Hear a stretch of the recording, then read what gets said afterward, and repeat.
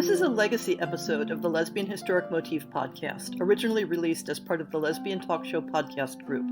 Some references may be obsolete. The show looks at lesbian-relevant themes in history and literature, has interviews and discussions about current historical fiction with queer female characters, including fantastic versions of the past, and presents new original historical fiction for your enjoyment.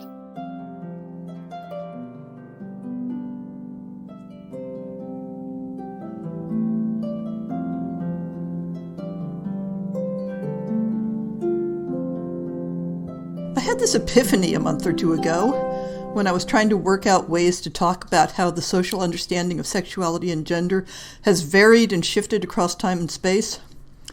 I was trying to think of a way of talking about how you can have specific focused concepts that individually have an objective reality in the world. Concepts like feeling romantic or erotic desire in the presence of a person with certain characteristics, or preferring to engage in certain behavioral patterns, or enjoying how a certain aesthetic presentation engages with those around you. Yet at the same time, where we always interact with those concepts in bundles that we perceive as having a unified objective reality, but the composition of those bundles varies in different cultures or at different times within a culture. I wanted to find a way to talk about how the nature of those bundles, the choice of the specific features that are included or not included, the features that are considered important or irrelevant, the features that are considered to be automatically understood or that need to be explained, how the nature of what gets bundled together affects how we understand the overall set of ideas. And yet, we're open to the understanding that someone else in a different culture might bundle the features together differently. And it's not a matter of right or wrong, of true or false, but simply a different way of interacting with the world. It turned out to be a hard thing to tackle. It was hard for me to tackle it internally, and it's been a long journey. One big issue is that our experience of gender and sexuality is so subjective and so embedded in our own cultural expectations that it's hard to shake off the idea that it represents some sort of objective truth. As I pondered this question, it occurred to me that I had the perfect illustration to introduce the subject: the meaning and use of prepositions, the very topic I did my PhD research on. So bear with me for a while, because we will eventually get back to the topic of sexuality and gender. If you've ever studied a language other than your native tongue, chances are you came to the conclusion that prepositions, or whatever equivalent set of words or grammar the language used, were frustratingly arbitrary and made no sense. They were just something where you had to memorize all the meanings and when to use which one.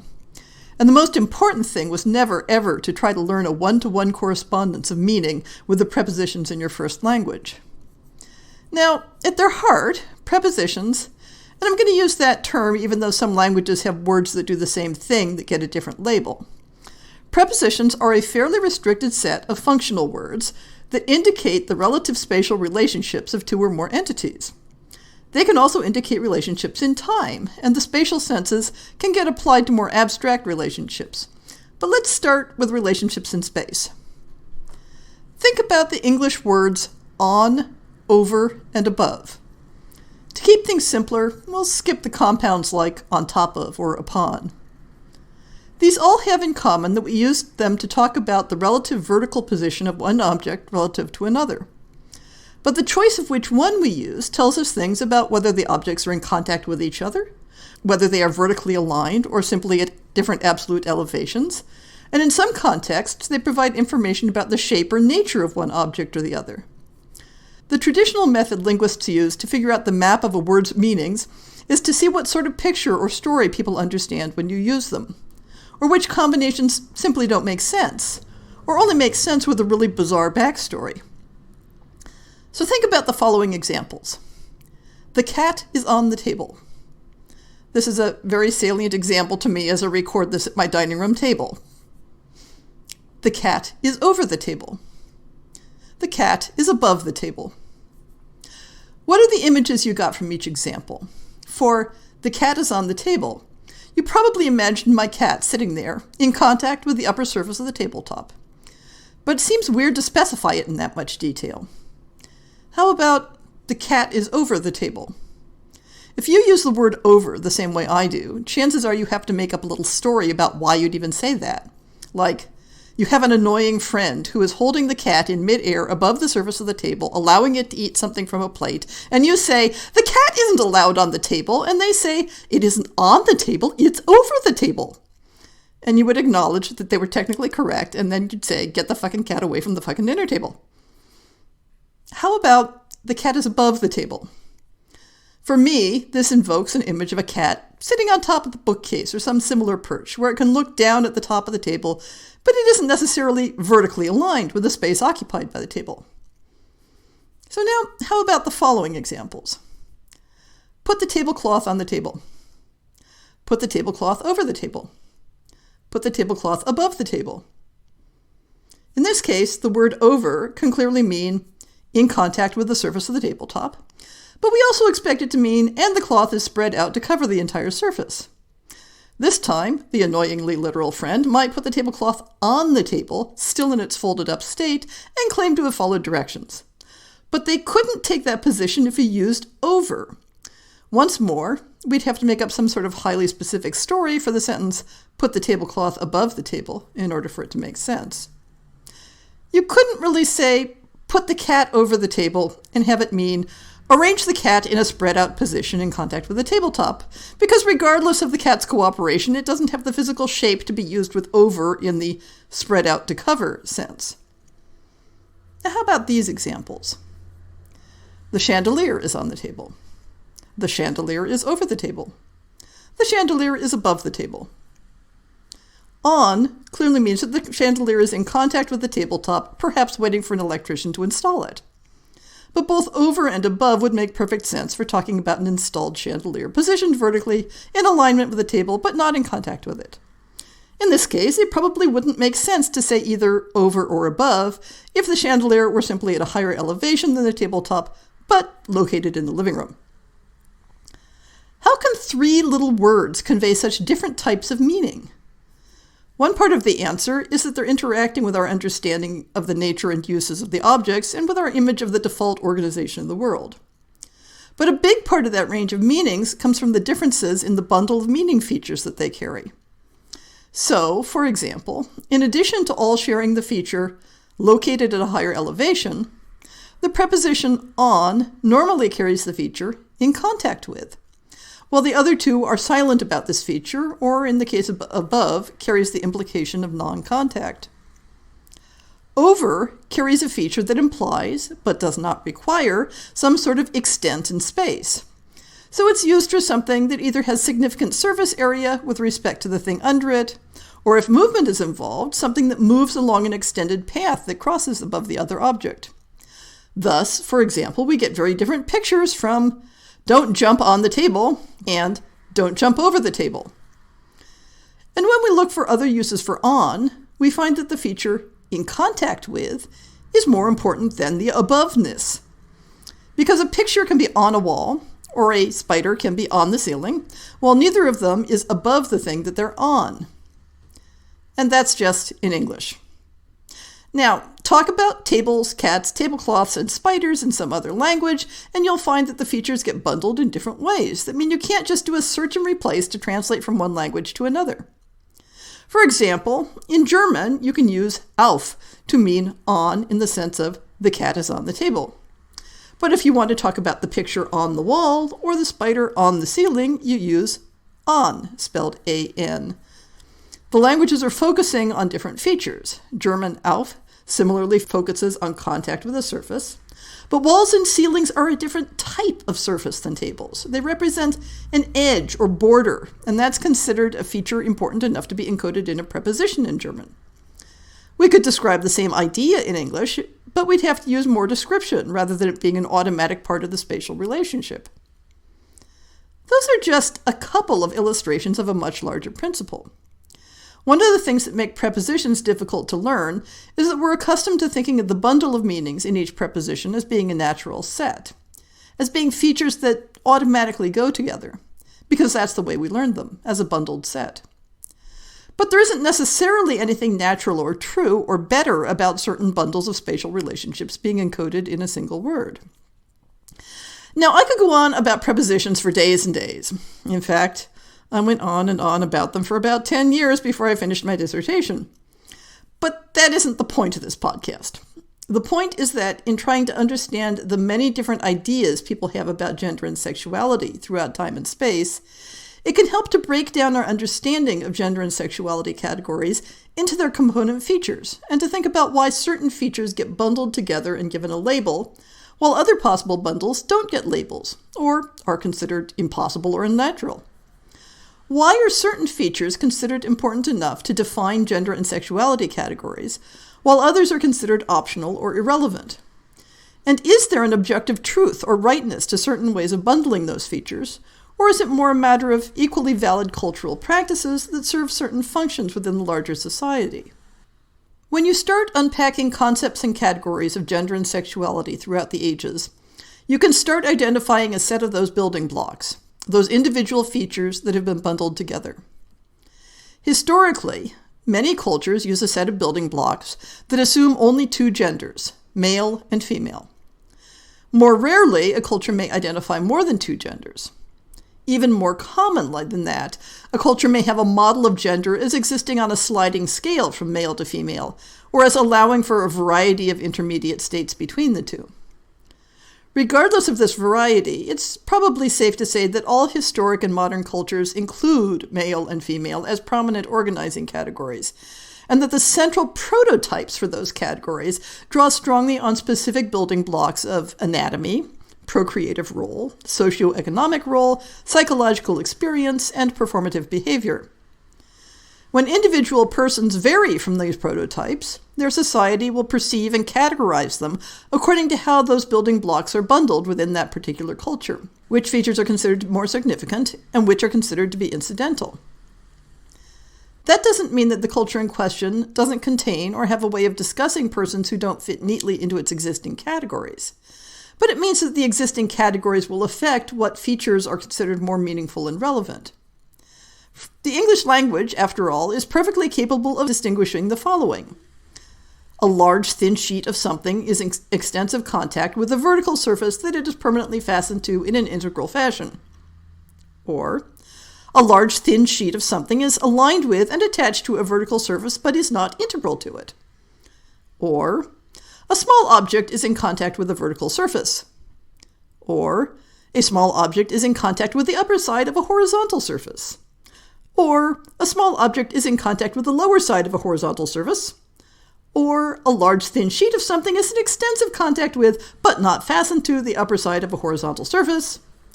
Or, a large thin sheet of something is in extensive contact with and permanently affixed to the upper side of a horizontal surface. Of course we're able to distinguish all those relationships. I just did. But if I weren't trying to make a specific point about those features, I'd simply say, the wallpaper is on the wall. I like those draperies on the wall. Hang the picture on the wall. Put the plates on the table. There's a spider on the ceiling. Put the tablecloth on the table. And there's a lovely birch veneer on the table. The word on encompasses all these possibilities and, to some extent, suggests that the other features of the scenarios are less relevant than that onness.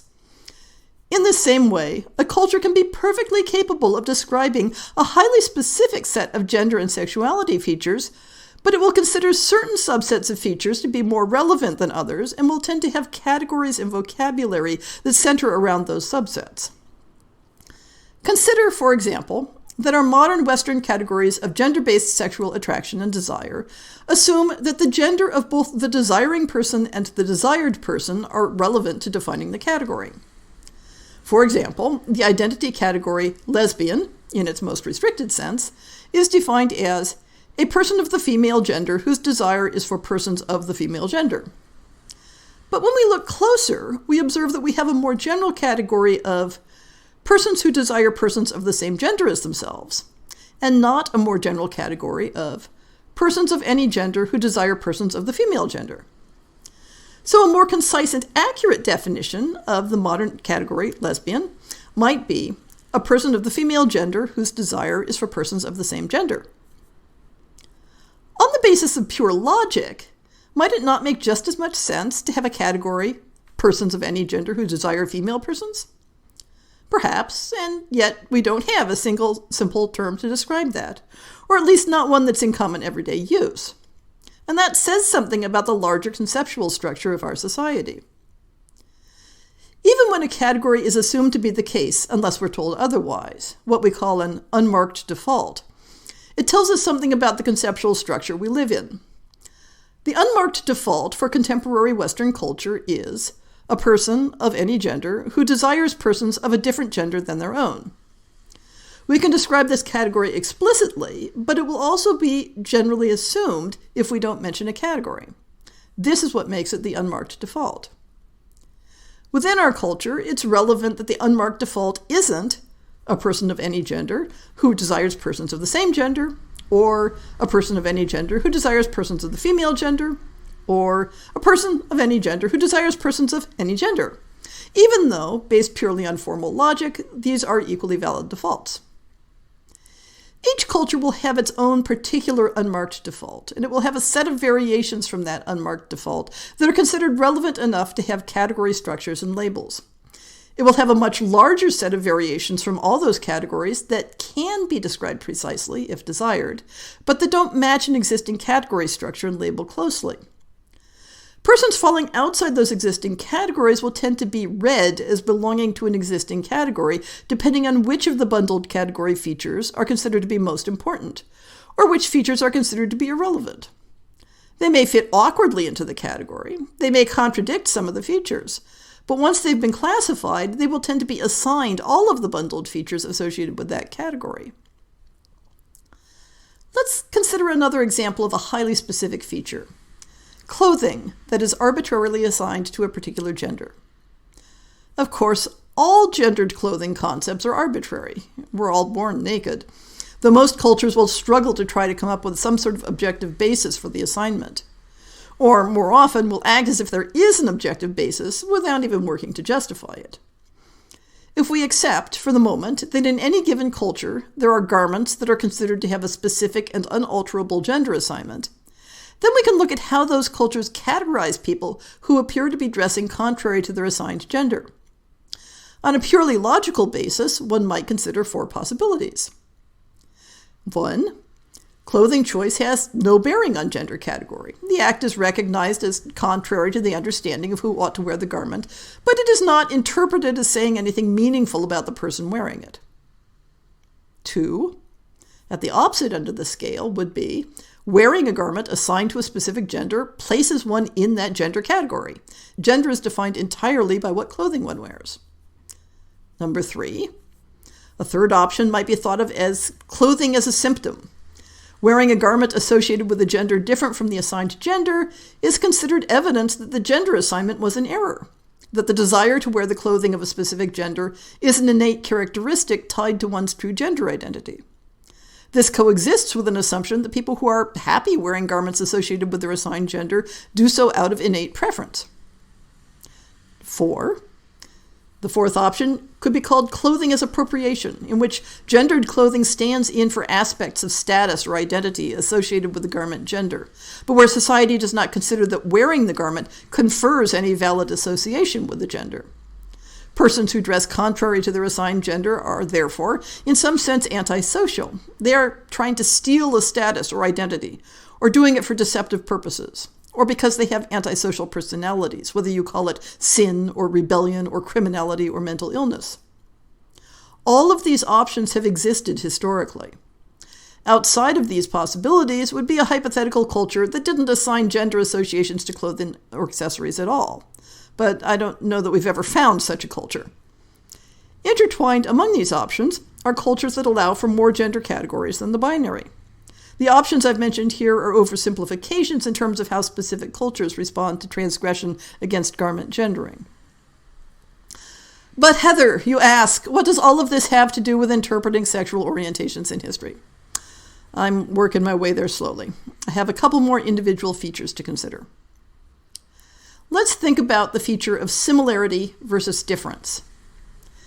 There is a pervasive theme across cultures regarding the dynamics of interpersonal relationships, driven by similarities between the two parties or contrasting differences between them. How is one expected to relate to a person with whom you have a great deal in common, possibly including gender? How is one expected to relate to a person from whom you are significantly different? How do similarity and difference interact with sexual or romantic desire? What types of similarity and difference are considered relevant to that attraction? This feature can be very complex in how it's implemented in a culture's categories and vocabulary. If emotional connections and physical desire are considered to be separate phenomena, then the culture may emphasize similarity for one of them and difference for the other.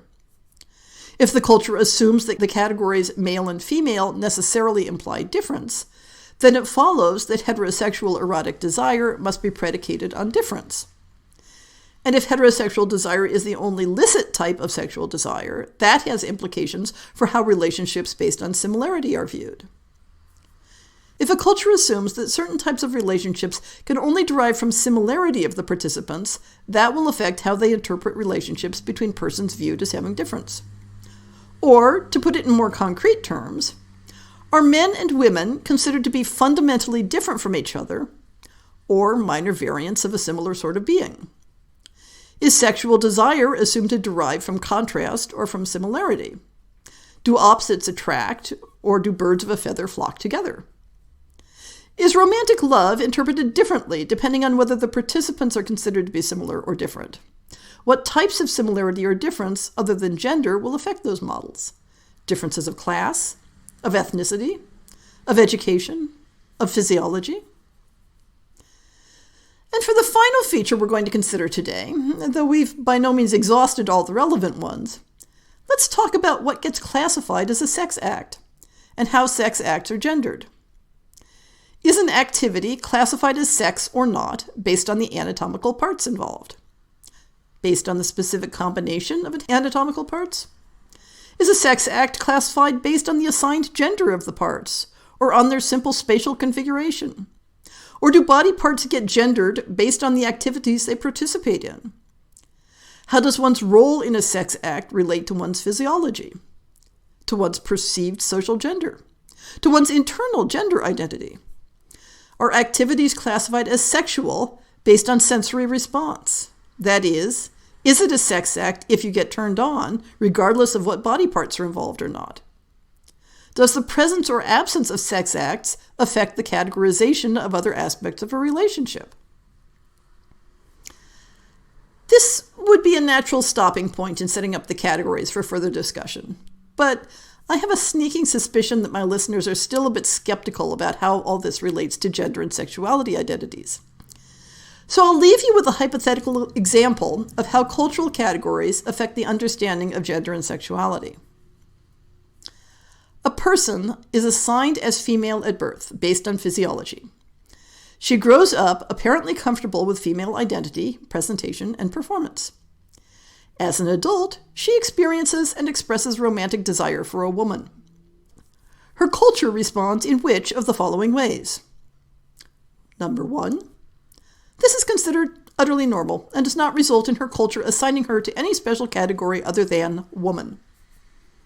Number 2, romantic desire for a woman is considered to be an inherently masculine trait because desire is understood to be driven by difference with respect to gender. She is examined for signs that she has male physiology with a view to recategorizing her as a man. Number 3, she is assigned to a subcategory of woman defined by romantic desire for the same sex. Number 4, romantic desire for a woman is considered to be an inherently masculine trait. Therefore, she is expected to change to presenting and performing as male. Number 5, romantic desire is defined as occurring only between man and woman. Therefore, her emotional experience and the expression of it is categorized as something other than romantic, but is accepted.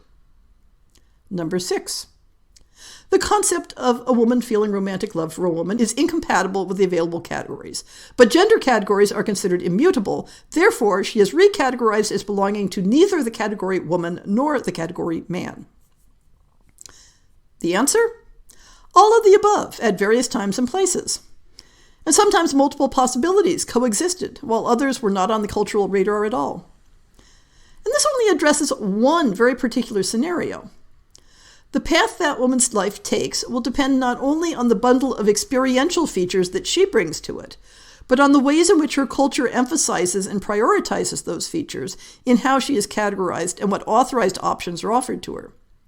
More to the point, the available cultural categories will affect how she understands and categorizes her own experience. This is why the study of gender and sexuality in history must struggle against the idea that specific bundles of experiential features are fixed constants of human existence. And it must struggle against the idea that specific cultural category structures have objective truth value, whether those categories are the ones we're studying in this historic past, or whether they're the ones we're familiar with today.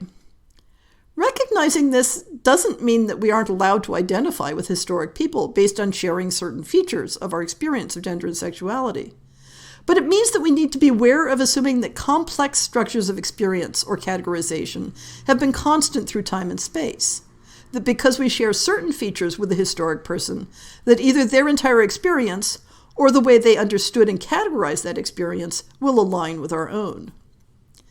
If something as simple as describing the relationship of a tablecloth to a table needs to be understood through varied cultural lenses, how much more so the relationships of human beings in love with each other? Having set up a way of looking at these cultural categories, in next month's essay, I look at some historic examples of people who failed to fit neatly into their culture's available options, and how the process of sorting out the conflicts can tell us about how those options were structured, and about how well or badly they fit the person in question. In the end, I hope to have demonstrated why the simple question of, was this historic person a lesbian or not, is misleading and far less interesting than the glorious complexity of human experience.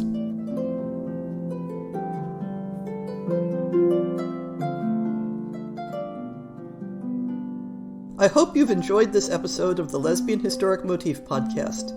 See the show notes for links to people and topics. Most shows will have a transcript linked as well. If you have a book announcement, a topic suggestion, or might like to appear on the show, please drop me an email. If you enjoyed this podcast, please rate it and subscribe on your favorite podcast app, and consider supporting our Patreon.